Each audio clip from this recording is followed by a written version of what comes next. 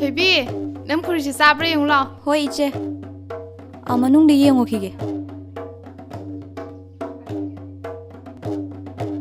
Iche, phir se khara chao le me.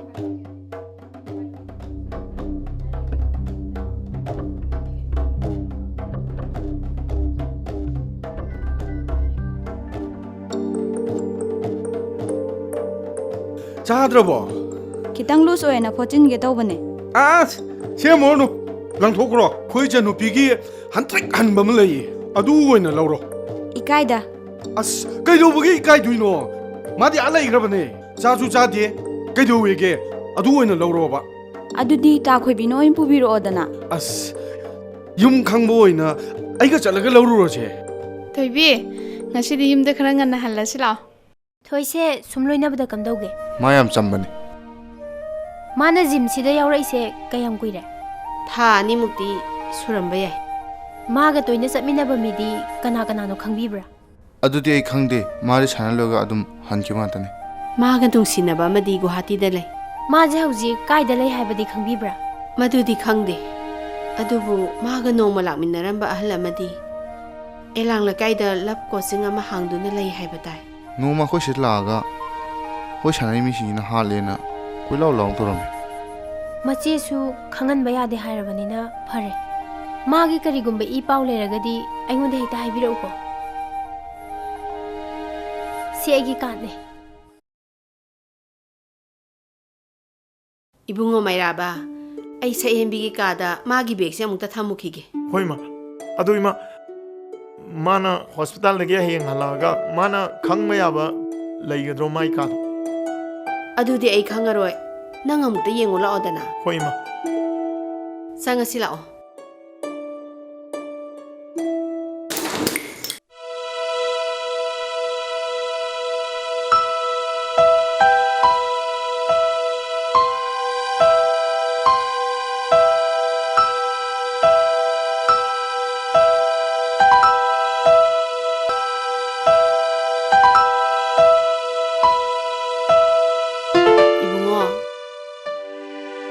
ima atopa sayen mina khangma yaba leiragadi semdo ujira Kayam kuina ekhoina lopa ngamgadori bano.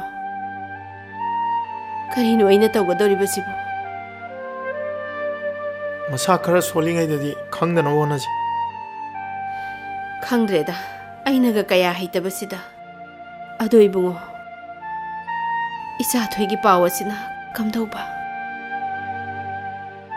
atam kharadi training ama chakhina khumaje aduga aina su khangdana wonargi Mirona ga leitabaga. Karino aina tawgadori basibu. ima yam hen khanjan birunu da aina su angamba mateng tawduini adu ima channa tawrosira hospital da ngairmani somna lakpirisibu kari matangi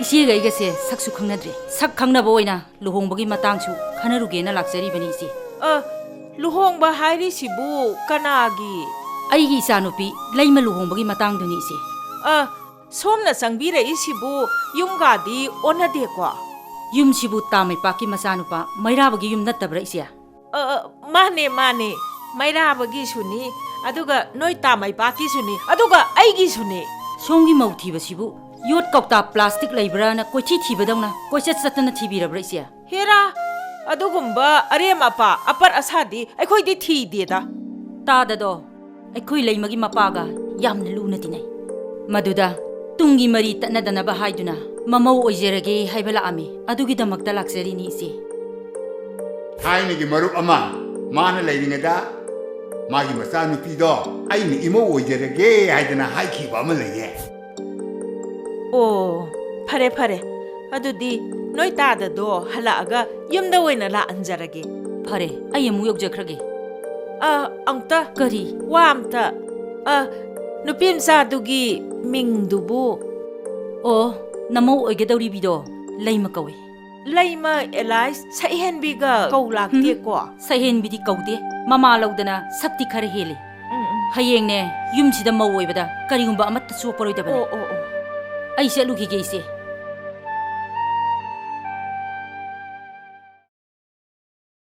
ꯃꯩꯔꯥꯕ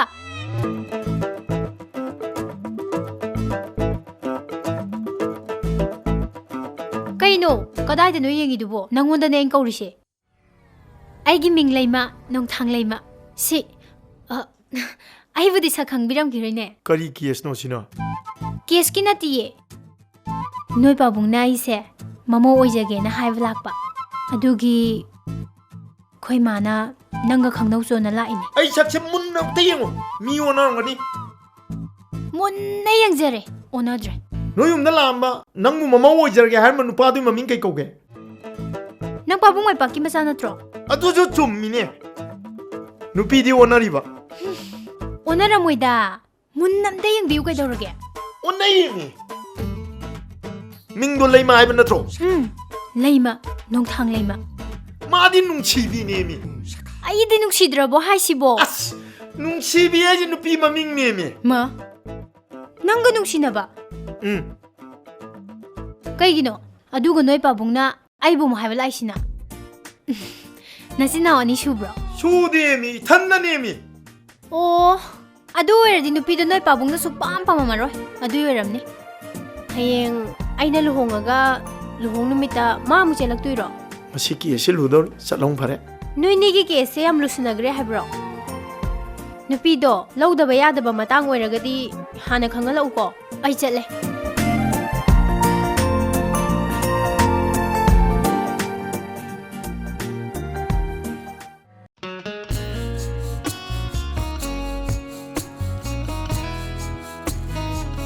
이마 이찬누피기 포린데 yengiba 야니 아섬데시 yengbiro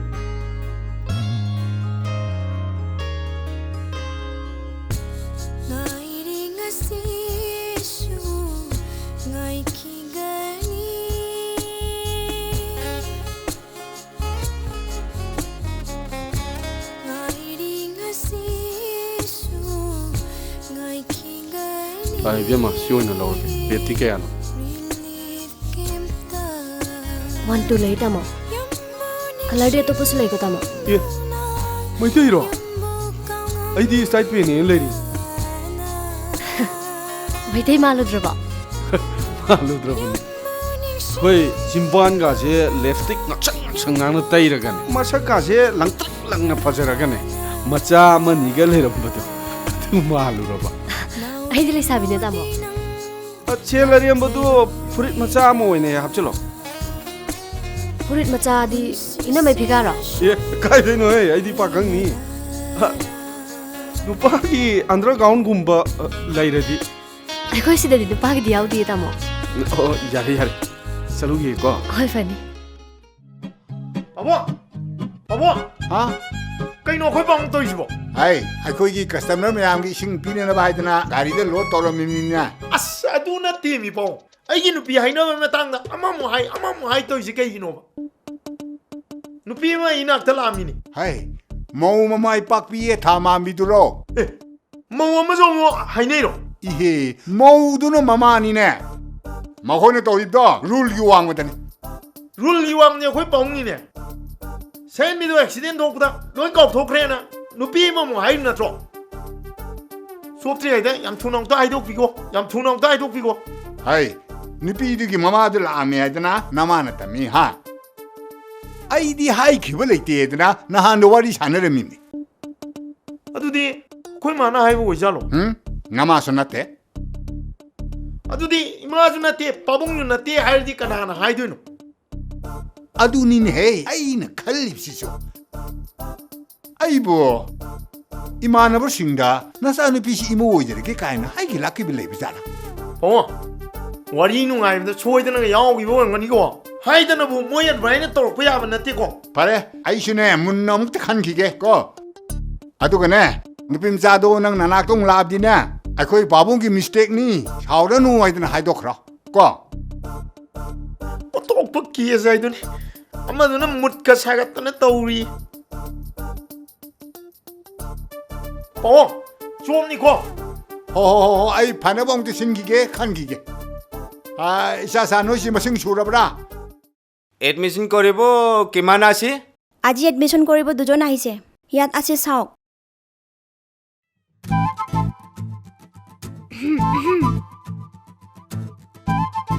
ꯂꯞ coaching ꯁꯦꯟꯇꯔꯁꯤꯒꯤ ꯄ꯭ꯔꯣꯄ꯭ꯔꯥꯏꯇꯔ ꯀꯝ principle ꯂꯞ ꯇꯣꯝꯕꯤ ꯀꯗꯥꯏꯗ ꯂꯩ ꯑꯝꯇ ꯀꯧꯊꯣꯔꯛꯑꯣ 이베ꯃꯅ ꯂꯥꯛꯄꯤꯔꯤꯁꯤ ꯅꯨꯄꯥꯗꯨ ꯇꯥꯟꯅꯗꯣꯏꯔꯥ ꯅꯠꯇ꯭ꯔꯒ ꯅꯨꯄꯥꯗꯨꯗꯒꯤ ꯊꯩꯗꯣꯛꯇꯣꯏꯔꯥ ꯅꯨꯄꯥꯗꯣ ꯇꯥꯟꯅꯕꯩꯅꯤ 이베ꯃꯩꯁꯤ ꯅꯨꯄꯥꯗꯨ ꯐꯪꯗꯤ ꯐꯪꯍꯟꯕꯤꯌꯨ ꯁꯤꯅꯤꯅꯦ ꯅꯨꯄꯥꯗꯣ ꯀꯥꯏ ꯂꯩ ꯀꯩꯅꯣꯅꯦ ꯍꯥꯏꯔꯤꯁꯤꯕꯣ 이베ꯃꯅ ꯅꯨꯄꯥꯗꯨꯒꯤ ꯂꯩꯐꯝ ꯈꯪꯗꯅ ꯑꯩꯅ ꯀꯃꯥꯏꯅ ꯈꯪꯗꯣꯏꯅꯣꯅꯦ ꯅꯪ ꯑꯩ ꯀꯅꯥꯅꯣ ꯈꯪꯕ꯭ꯔꯥ ꯈꯪꯉꯤ 누파 따너리비 누파는 야비다비 누피 ꯌꯥꯝ ꯆꯠꯅꯞꯅꯩꯅ ꯁꯤꯗꯤ 아니 에 ꯑꯩꯒꯤ ꯃꯤꯡ ꯂꯩꯃ ꯅꯣꯡꯊꯥꯡ ꯂꯩꯃ CBI Inspector Crime Branch Police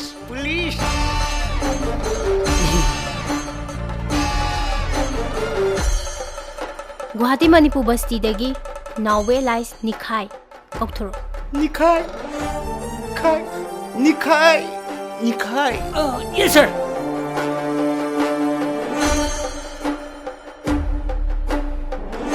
Sombu nupi kya surage Angang kya surage haiba angang di kun mangamuk sure Yamandro adudi Shibao wali Inamadubu Chahi yam nauriba haisibo ꯑꯩꯈꯣꯏ ꯅꯤꯒꯤꯁꯤ ꯅꯦꯠꯋꯥꯔꯛ ꯑꯃ ꯏꯐꯥꯎ ꯐꯥꯎꯅꯗ꯭ꯔꯦ ꯑꯩꯅ ꯍꯥꯏꯕꯗꯤ ꯁ꯭ꯇꯨꯗꯦꯟꯠꯁꯀꯤ ꯋꯥꯐꯝꯅꯤ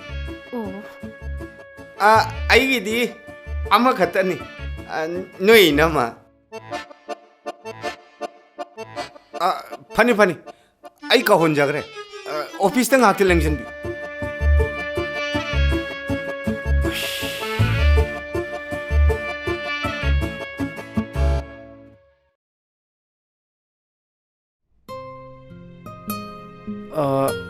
ꯀꯔꯤ ꯃꯇꯥꯡꯒꯤ Thoi laigidabagi matangda mateng khitang panghaningba ꯑꯩꯅ ꯍꯦꯟꯅ ꯃꯗꯨꯒꯤ ꯃꯔꯝꯗ ꯊꯤꯒꯠꯅꯤꯡꯉꯤꯕꯅꯤ ꯀꯦꯁꯁꯤꯒꯤ ꯃꯇꯥꯡꯗ ꯁꯣꯝꯒ ꯊꯦꯡꯅꯖꯕꯁꯦ ꯂꯥꯏꯕꯛ ꯌꯥꯝ ꯐꯕꯅꯤ ꯌꯥꯔꯤꯡꯈꯩ ꯑꯉꯝꯕ ꯃꯇꯦꯡ ꯄꯥꯡꯕꯤꯌꯨ ꯍꯣꯏ ꯄꯥꯡꯖꯒꯦ ꯑꯩ ꯅꯣꯡꯃ ꯃꯇꯥꯡ ꯆꯥꯕꯗ ꯑꯃꯨꯛ ꯂꯥꯛꯆꯔꯒꯦ ꯉꯁꯤꯒꯤꯗꯤ ꯆꯠꯂꯨꯈꯤꯒꯦ ꯍꯣꯏ ꯐꯅꯤ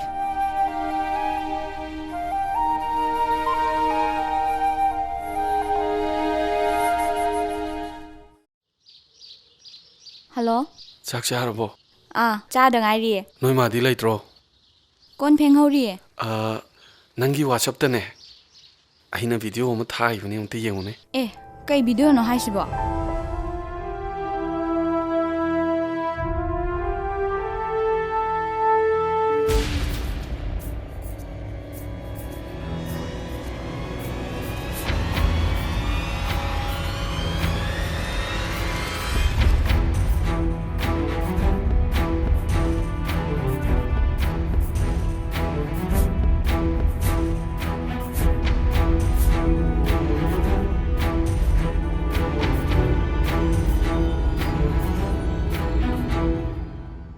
Kayno nang toy siya. Super hit chatkadaba film khak nammanida aina. Yam thuna muthalo. Natradi ne nang natay charoi. Muthatraga natay charoi dise nangni. Muthatlo hairagana film do nambagi awamal lo falak mangadi pibatare. Kayno ta khoibi nang khali du bo. Ai de ta khoibi bu hek pokminaba ibung ne khali bane. Aisu nanga hek pokminaba nabung ni khallaga. Nangi film ama nambi bane. Adu nangna Eroni kumba pamdre muthatlo hairabanina. Numit taretni gi manungda aina haiba senfam do pirakadabani. Mafam matam aina hairakani.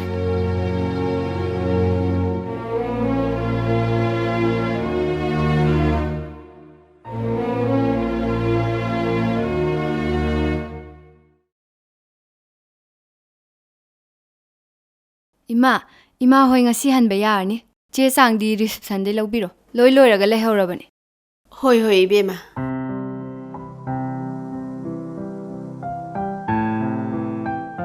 Ibema, mairabada phone amukta tawse.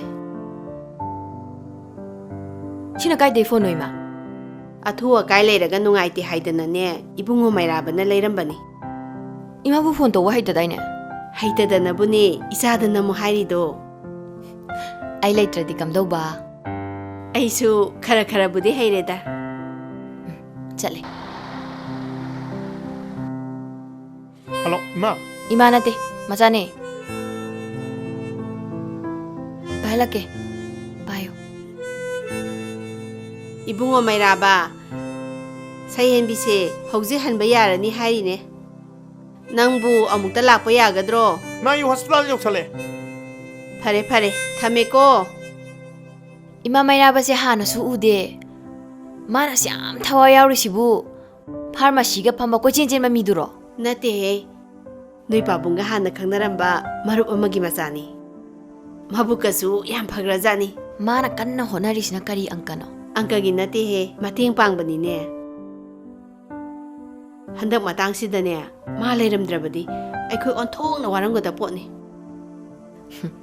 aikhoi thoidaga ngaujaba gaito oizalo nate mingondane lanaga khallunu ma doctor na kai hairaba doctor na hanba yarani hai marondo nangna makhada changaga amukta hangu ayamta hangugi mairaba selsi pukho 야니마 셀 아이몬도 저리 kayada mabuk mapau phakraba angang no ni yengu 셀도 lau yadabagi oranganine imana mabuk mapau phai hairisa 셀도 yam thun pitoko ikaijei ko mana lau haiba yaroidabasini hospital asida hek lebadagi asangma sel pumna mak mana loina piribani intong na hakasagreda irudabagi weramgani ye kaide ijujadabano imana hairiba wadune hakachei hairise punna holaga pitoko mino wa mathak thangini masi ngangsidi ma che chang noi sure chalasira ibungo seldi ke am changre ima hanjalake kai noi ma aina leitra matamna ima de hata low yai into na ka chagreda mai nurse tai powder am ta lowrugi yare bungo pufaba bungo nangna sel puthokibado isa nu pisinane ikai hairi mana case khangda toini ma khangda ba case udi khangalodana ma da leiba sendi bank da leiba gumani ge aina lowningo matam de hekta low yai bank to close leiba matam yawbane ko ibungo satlasi lawse nasa nu pisiga ne ngangnarabadi loiba naira roi hoi ma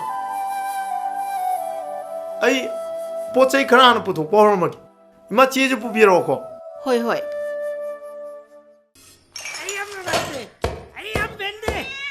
Hey, por kuloi thuagra manene. 이제 포차이가 로이 투가이그래. Hey, thugaijunu changunu sokane. Hayeng yu ngawa pharagane. Mana pamudana adum kapjarta pone. Hey, tumi legre ne. Amute yangcho ne.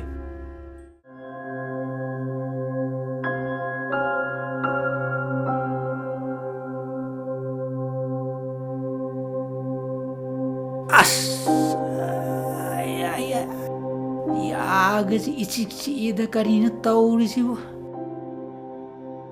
ngarang aina pochai khara thugaira bududi ngasi di wa thorani se Tamo chasida leire. Kain sang chasige tamo. ama heta thongjaluda Tamo na chaning ba hengjang amtadi hayu kaino.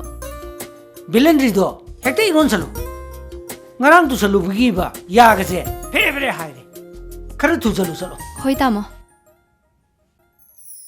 kainuni pot thugaru bugi chawgadra haraga mana harauna foreign gi type ta bet ta chaga pusala isibu ma gi jibu hu ga hapsala jala masi ai thakpa yadri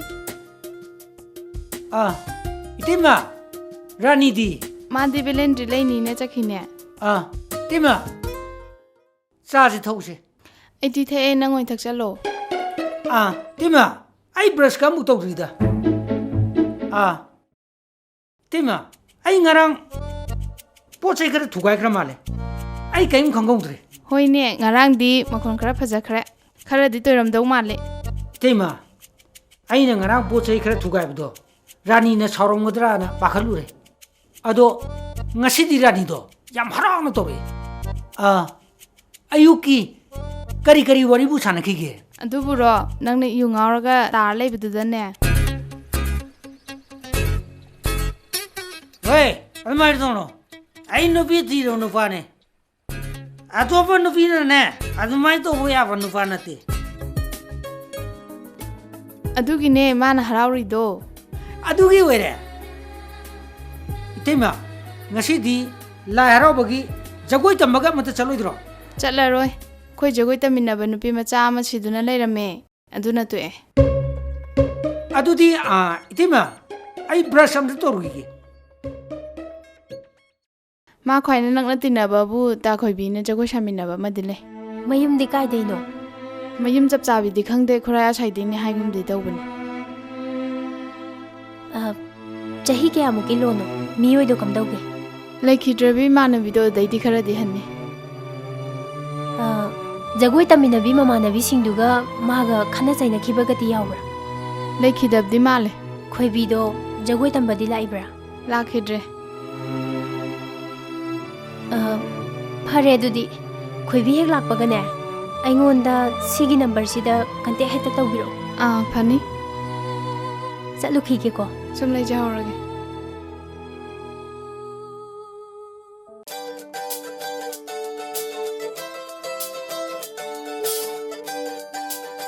ꯉꯥꯏꯈꯣꯅꯦ ꯅꯤꯈꯥꯏ ꯑꯩꯒ ꯅꯨꯄꯤꯗꯨꯒ ꯋꯥꯔꯤ ꯁꯥꯟꯅꯔꯤꯉꯩꯗ ꯅꯪꯅ ꯂꯣꯟꯅ ꯂꯣꯟꯅ ꯌꯦꯡꯉꯤꯗꯨꯅ ꯀꯔꯤꯒꯤꯅꯣ ꯑꯩ ꯃꯉꯣꯟꯗꯗꯤ ꯌꯦꯡꯗꯦꯅ ꯑꯩꯒ ꯅꯨꯄꯤꯗꯨꯒ ꯈꯛꯇꯪ ꯋꯥꯔꯤ ꯁꯥꯟꯅꯕꯗ ꯃꯉꯣꯟꯗ ꯌꯦꯡꯗ꯭ꯔꯗꯤ ꯅꯪꯅ ꯌꯦꯡꯉꯤꯗꯣ ꯑꯩꯉꯣꯟꯗꯅꯤꯅꯦ ꯑꯗꯨꯅ ꯀꯩ ꯋꯥꯈꯟꯗꯅꯣ ꯅꯣꯏꯅꯤ ꯋꯥꯔꯤ ꯁꯥꯟꯅꯕꯗꯣ ꯁꯨꯝ ꯌꯦꯡꯕꯅꯦ ꯅꯪꯒꯤ ꯈꯨꯌꯦꯡꯗꯣ ꯆꯨꯝꯗꯦꯀꯣ ꯅꯊꯃꯣꯏꯗꯒ ꯑꯩꯒꯤ ꯃꯃꯤ ꯑꯃꯨꯛ ꯇꯥꯁꯤꯜꯂꯝꯗꯣꯏ ꯃꯥꯜꯂꯤꯀꯣ ꯅꯪꯒꯤ ꯍꯥꯔꯠꯇꯣ ꯐꯛꯀꯥꯏꯔ ꯌꯦꯡꯅꯤꯡꯉꯤꯀꯣ ꯍꯥꯔꯠꯇꯣ ꯐꯛꯀꯥꯏꯔꯗꯤ ꯁꯤꯔꯣꯏꯗ꯭ꯔꯣ ꯄꯨꯂꯤꯁ ꯅꯨꯄꯤꯅꯤꯅ ꯃꯤ ꯍꯥꯠꯄꯒꯁꯦ ꯀꯩꯁꯨ ꯂꯩꯇꯅ ꯈꯜꯂꯦꯅꯦ ꯑꯗꯨ ꯍꯥꯏꯅꯨ ꯃꯅꯤꯄꯨꯔꯗ ꯄꯥꯈꯪ ꯑꯃ ꯁꯤꯕꯁꯦ ꯂꯩꯁꯥꯕꯤ ꯑꯩꯈꯣꯏꯒꯤꯗꯤ ꯌꯥꯝ ꯃꯥꯡꯖꯈ꯭ꯔꯖꯥꯠꯅꯤꯀꯣ ꯆꯠꯁꯤꯜꯂꯥꯎ ꯀꯥꯟꯗꯦ ꯃꯉꯣꯟꯅꯦ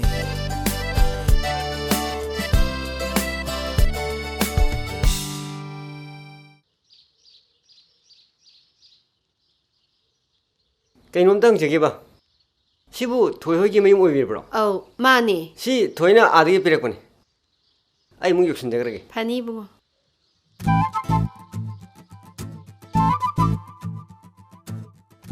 ꯄꯤꯔꯝꯃꯕ ꯑꯧ ꯄꯤꯔꯝꯃꯕꯅꯦ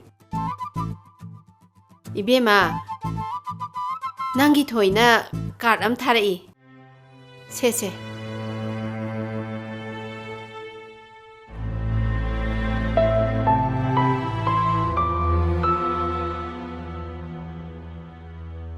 ꯑꯩꯈꯣꯏ ꯊꯣꯏꯁꯦ ꯑꯥꯗ ꯂꯩꯈꯤꯕꯗꯒꯤ ꯍꯦꯟ ꯔꯥꯏꯇꯤꯡꯒꯁꯦ ꯌꯥꯝ ꯐꯖꯔꯦ ꯃꯥ ꯍꯩꯃꯥ ꯏꯕꯨꯡꯉꯣ ꯅꯪ ꯂꯥꯛꯑꯕꯣ ꯀꯔꯤꯒꯤꯅꯣ ꯅꯪꯅ ꯑꯁꯨꯌꯥꯝ ꯄꯣꯔꯛꯏꯁꯤꯕꯣ ꯁꯤ ꯕꯣꯇꯜꯁꯦ ꯍꯟꯗꯛ ꯅꯧꯅ ꯂꯣꯟꯆ ꯇꯧꯕꯅꯤ ꯑꯩꯈꯣꯏ ꯄꯥꯎꯅ ꯊꯤꯜꯂꯨꯆꯣꯅ ꯊꯤꯜꯂꯤꯅꯤ ꯑꯣꯟꯊꯣꯛꯅ ꯌꯥꯝꯈ꯭ꯔꯦꯗ ꯅꯆꯟꯅꯨꯄꯤꯒꯅꯦ ꯉꯥꯏꯍꯥꯛꯇ ꯋꯥꯔꯤ ꯁꯥꯟꯅꯔꯝꯃꯨ ꯏꯃꯥ ꯆꯥ ꯂꯣꯜꯂꯨꯒꯦꯀꯣ ꯌꯥꯔꯦ ꯃꯥ ꯑꯩ ꯂꯣꯜꯂꯛꯀꯦ ꯌꯥꯅꯤ ꯅꯁꯥꯗꯣ ꯅꯪ ꯃꯇꯝ ꯈꯔ ꯄꯣꯊꯥꯈꯣ ꯏꯃꯥ ꯂꯣꯜꯂꯨꯒꯦ ꯄꯣꯊꯥꯕꯗ ꯋꯥꯔꯦꯗ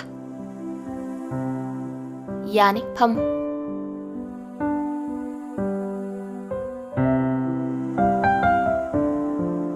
ꯍꯛꯆꯥꯡ ꯈꯔ ꯅꯨꯡꯉꯥꯏꯔꯕ ꯀꯩꯁꯨ ꯇꯧꯗ꯭ꯔꯦ ꯑꯩꯒꯤꯗꯃꯛ ꯌꯥꯝ ꯋꯥꯕꯤꯔꯦ ꯋꯥꯗꯦꯗ ꯑꯩꯈꯣꯏ ꯃꯤꯑꯣꯏꯕꯒꯤ ꯄꯨꯟꯁꯤꯁꯦ ꯑꯗꯨꯛꯀꯤ ꯃꯇꯤꯛ ꯇꯦꯜꯂꯦ ꯑꯗꯨꯅ ꯑꯉꯝꯕ ꯃꯇꯦꯡ ꯄꯥꯡꯅꯗꯨꯅ ꯍꯤꯡꯃꯤꯟꯅꯕ ꯇꯥꯕꯅꯤ ꯌꯥꯝ ꯄꯨꯛꯆꯦꯜ ꯆꯥꯎꯕ ꯃꯤꯅꯦ ꯍꯥꯏꯕ ꯑꯩ ꯈꯪꯉꯤꯗ ꯑꯩꯉꯣꯟꯗ ꯅꯪꯒꯤ ꯇꯣꯜꯂꯤꯕ ꯂꯃꯟꯁꯦ ꯑꯩ ꯁꯣꯏꯗꯅꯗꯤ ꯁꯤꯡꯅꯤ ꯁꯣꯏꯗꯅ ꯁꯤꯡꯒꯗ꯭ꯔꯅꯦ ꯁꯤꯡꯒꯦꯗꯤ ꯈꯜꯂꯦ ꯉꯝꯕ ꯉꯝꯗꯕ ꯍꯥꯏꯕꯗꯨꯅ ꯅꯪ ꯍꯥꯏꯔꯛꯄꯩ ꯃꯇꯨꯡ ꯏꯜꯂꯦ ꯁꯤꯡꯕ ꯉꯝꯃꯣꯏꯗꯕꯗꯗꯤ ꯑꯩꯁꯨ ꯍꯥꯏꯔꯣꯏꯗ ꯍꯥꯏꯔꯧꯅꯦ ꯑꯩ ꯉꯝꯒꯗ꯭ꯔꯥ ꯌꯦꯡꯒꯦ ꯀꯣꯟꯅ ꯍꯥꯏꯔꯒꯦ ꯌꯥꯗꯦꯍꯦ ꯀꯩꯁꯨ ꯍꯧꯖꯤꯛ ꯍꯥꯏꯔꯝꯗꯅꯤ ꯅꯪ ꯅꯌꯨꯝ ꯆꯠꯄꯒ ꯌꯥꯔꯣꯏ ꯑꯩꯅ ꯍꯥꯏꯕꯁꯦ ꯁꯣꯝ ꯁꯣꯏꯗꯅ ꯌꯥꯕꯤꯅꯤꯀꯣ ꯅꯪꯅ ꯁꯣꯝ ꯍꯥꯏꯔꯛꯏꯁꯦ ꯏꯟꯇꯣꯛꯅ ꯍꯥꯀꯠꯆꯈ꯭ꯔꯦꯗ ꯁꯣꯝꯗꯣ ꯍꯥꯏꯔꯛꯀꯅꯣꯕ ꯃꯤꯡ ꯍꯦꯛꯇ ꯀꯧꯔꯛꯑꯣ ꯍꯥꯏꯔꯛꯑꯣꯁꯦ ꯁꯣꯝꯒꯤ ꯁꯍꯦꯟꯕꯤꯒꯤ ꯁꯦꯠꯂꯤꯕ ꯐꯤꯖꯣꯜꯁꯤꯅ ꯑꯗꯣꯝꯒꯤ ꯐꯖꯔꯕ ꯁꯛꯇꯝꯗꯣ ꯃꯃꯤ ꯁꯥꯃꯜꯂꯦ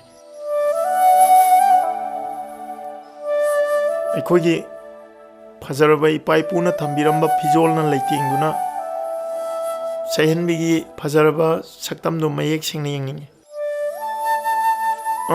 ꯑꯩ ꯑꯃꯨꯛ ꯆꯠꯂꯒꯦ ꯏꯃꯥꯗ ꯁꯥꯎꯗꯅꯕ ꯈꯔ ꯍꯥꯏꯕꯤꯌꯨ ꯑꯩ ꯄꯥꯕꯨꯡꯅ ꯉꯥꯏꯗꯅ ꯂꯩꯔꯝꯃꯅꯤ ꯑꯩ ꯑꯃꯨꯛ ꯆꯠꯂꯦ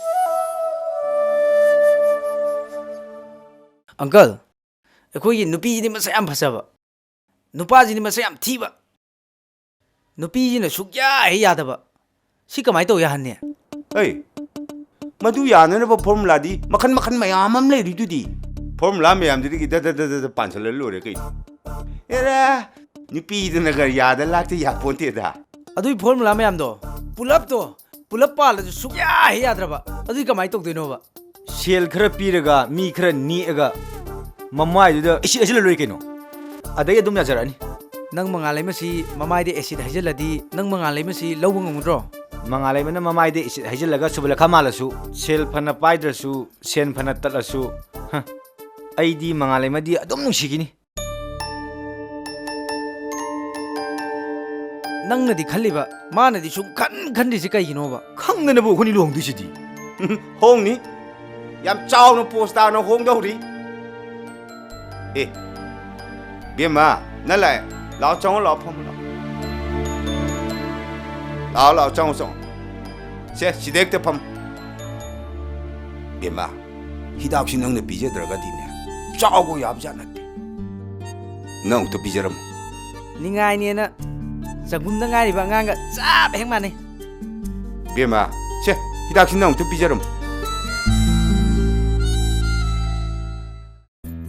कईगिनो नंगना हिदाक चाव याद्रदिया नंगदी लाक्सु लाक्तना हेक्ति लाग्या फुंतेने मी केद्रदि कमाय लाक्तोइनो केरे लाक्तरदि नंगी नुपीने हाइबदु सोपोइद्रा दादा स्टूडेंट्स ब्लॉक रोखी असे आइसे आंटी तानिंग थो आसिने ओ आसे कइनो नुइ ngangni दुबो अइ बु हाट के हाइरो मसी हिदाक चादबदि ब्रेन जे नुसि चंगम कइनो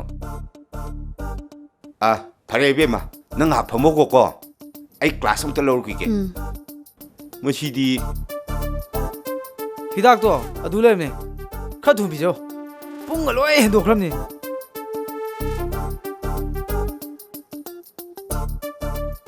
से हयें खैदे लाक्ट्रसु पुंग हेताबगा चसलुको कईगुम चाद्रदि लोहंग तोक्चनी लोहंग तो गा पते आई इम्बाक लोय तौलुरबनी होइने लुहोंगदि तोइने हिदाक तो चाद्रदिने नुपा अतोपगा लुहोंगनी हाइबा नंगसु मुंग स्टेप लौसलाबा फजब नुपी को नुपा से वाई जे चुमजानी इस याम तो कचै सि नुपा से हिदाक चाओदि यादे नतु थिबे याम पामै मोंगनिने याम चुम वाफमनी आई हेंगदे फजन चाजरगे नंगी शक्तम न थल्लब आईगी थमुशिना हंगली तत्तन नंगी थामोइदा नंगी शक्तम न थल्लब आईगी थमुशिना हंगली तत्तन नंगी थामोइदा नंगी पुंशीले पुंपोई गद्रहाइना नंबुनुशी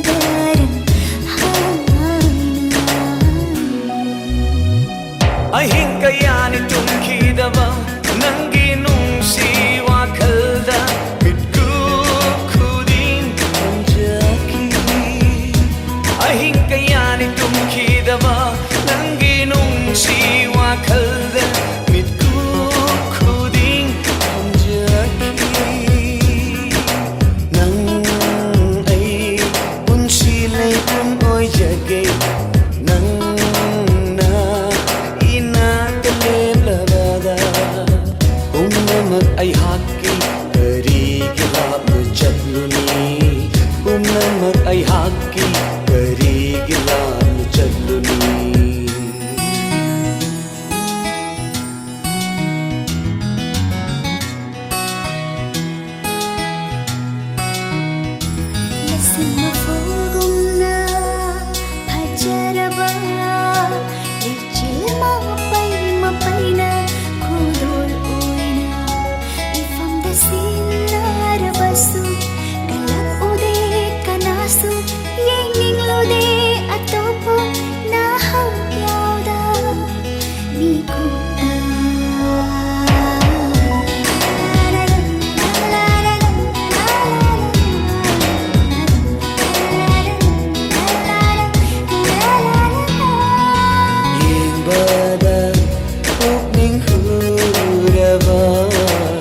ꯑꯒꯨꯞꯇ ꯊꯣꯛꯂꯕ ꯑꯍꯤꯡꯒꯤ ꯇꯟꯗꯟꯒꯨꯝ ꯌꯦꯡꯕꯗ ꯄꯨꯛꯅꯤꯡ ꯍꯨꯔꯕ ꯑꯒꯨꯞꯇ ꯊꯣꯛꯂꯕ ꯑꯍꯤꯡꯒꯤ ꯇꯟꯗꯟꯒꯨꯝ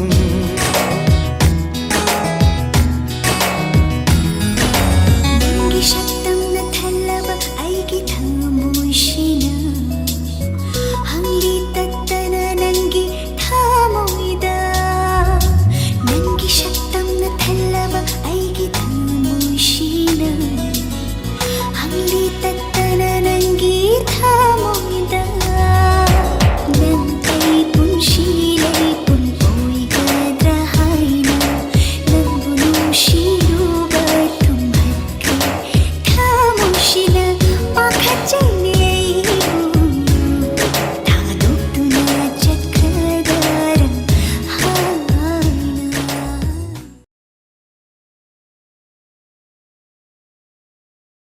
ꯁ꯭ꯇꯦꯖꯇꯒꯅꯦ ꯅꯤꯈꯥꯏꯕ ꯌꯥꯕ ꯗ꯭ꯔꯦꯁꯀ ꯐꯪꯒꯗ꯭ꯔꯣ? ꯀꯔꯝꯕ ꯈꯨꯅꯤꯛꯅꯣ? ꯌꯥꯝ ꯂꯥꯡꯕꯒꯤꯔꯣ ꯅꯠꯇ꯭ꯔꯒ ꯑꯇꯞꯄꯒꯤꯔꯣ? 이사이두부 아이 이사이 착라게 아이 자고 잘하게 ꯑꯗꯨꯒꯤ ꯏꯁꯩꯗꯨꯒꯤ ꯑꯣꯏꯔꯗꯤ ꯃꯣꯔꯦꯒꯤ ꯐꯨꯔꯤꯠ ꯂꯩꯒ ꯌꯥꯝ ꯌꯦꯛꯄꯗꯣ ꯑꯗꯨꯅ ꯐꯗꯧ ꯃꯥꯜꯂꯦ. 야리 비마 모래 풀이 들리잖니 야만고 남기시다기네 포렌 만바 가라 꼬딱도 보면 영적이 야니 ꯑꯁꯣꯝꯗꯩ ꯌꯦꯡꯕꯤꯔꯣ. 총기지라 포렌 파티자 ꯍꯣꯏ. ꯋꯤꯃꯥꯎ 시다 레이레 비마 치찹사 마추주 따구빈다기 무추 너에게 드레싱 룸 그dom다 레이기 ꯁꯣꯝꯒꯤꯁꯤꯗ ꯆꯪꯕꯤꯔꯣ. 미가 다 잘랐겠누꺼 비마 짭짜래 오래네 이닝 띠가이니 카이리야 비마 아이게 이제 너 비무 각레이 마기 아마 레락트라디네 핵다 차오되봐 암다 칸게봐 ꯑꯁꯤꯗ ꯍꯦꯛꯇ ꯌꯦꯡꯕꯤꯔꯣ. 총기지라 ꯍꯣꯏ.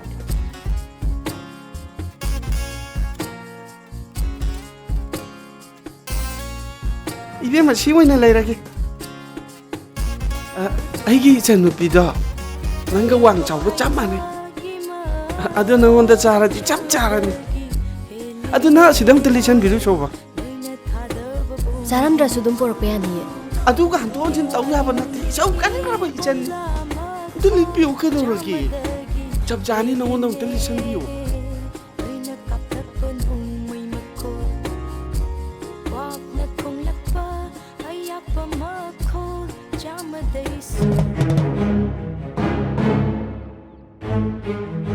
ꯁꯤ ꯌꯥꯗ꯭ꯔꯦ ꯌꯦꯡꯉꯨꯅꯦ. ꯍꯩꯃꯥ ꯌꯥꯝ ꯐꯖꯩꯌꯦ ꯆꯞ ꯆꯥꯔꯅꯤ ꯃꯥ ꯀꯌꯥꯝ ꯍꯔꯥꯎꯅꯤ ꯈꯪꯉꯕ ꯑꯗꯨ ꯍꯦꯛꯇ ꯂꯧꯔꯒꯦ ꯌꯥꯔꯦ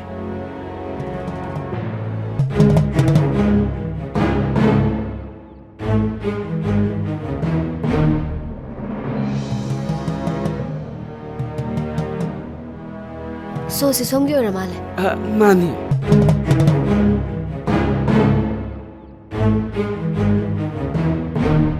electric yamna kanaba machaknine nabladi sidanna sumtak tokloi kainomta hangeba kanano kaura iduna sibu rani hoi mayum la rani haji ningthong do mayum pala podro mane yani ai ko thorke oi ningthong inu pm da tholo ne he ꯇꯥꯔꯦ ꯇꯥꯔꯦ. ta bu bai thokna han ꯍꯩꯃꯥ ꯌꯥꯝ ꯊꯥꯖꯗꯤꯌꯦ ꯀꯥꯈꯠꯂꯛꯑꯣ. ꯁꯦ ꯁꯤꯗ ꯐꯝꯃꯣ.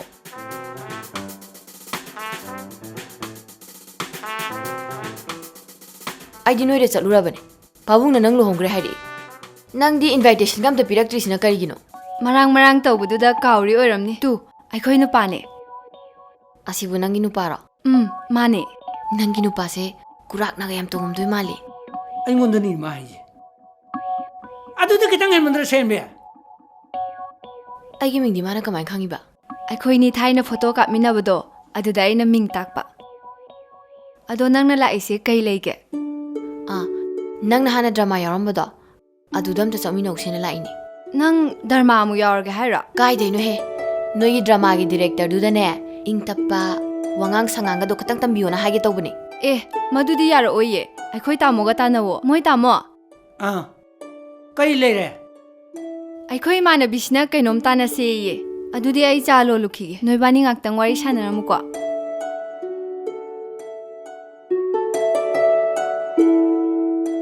ꯀꯔꯤ ꯇꯥꯟꯅꯁꯦꯕ ꯏꯪ ꯇꯞꯄ ꯈꯤꯇꯪ ꯈꯪꯅꯤꯡꯕ ꯑꯗꯨꯗꯤ ꯌꯥꯝ ꯂꯥꯏꯈ꯭ꯔꯖꯥꯠꯅꯤꯗ ꯑꯩꯅ ꯑꯣꯖꯥ ꯑꯣꯏꯖꯔꯤꯁꯦ ꯂꯞ ꯀꯣꯆꯤꯡ ꯁꯦꯟꯇꯔꯗꯅꯤ only 1 week ꯑꯗꯨꯗ ꯏꯁꯥꯅ ꯊꯋꯥꯏ ꯈꯤꯇꯪ ꯌꯥꯎꯖꯔꯒꯗꯤ ꯅꯨꯃꯤꯠ 4-5ꯅꯤꯗ ꯍꯦꯛꯇ ꯌꯥꯕ ꯄꯣꯠꯅꯤꯗ ꯍꯌꯦꯡ ꯑꯗꯨꯝ ꯆꯠꯃꯤꯟꯅꯕ ꯌꯥꯒꯗ꯭ꯔꯥ ꯀꯩꯗꯧ ꯌꯥꯔꯣꯏꯗꯣꯏꯅꯣ ꯑꯩꯅ ꯑꯣꯐꯤꯁ ꯀꯥꯕꯗ ꯄꯨꯂꯞ ꯑꯗꯨꯝ ꯆꯠꯃꯤꯟꯅꯈ꯭ꯔ ꯂꯣꯏꯔꯦ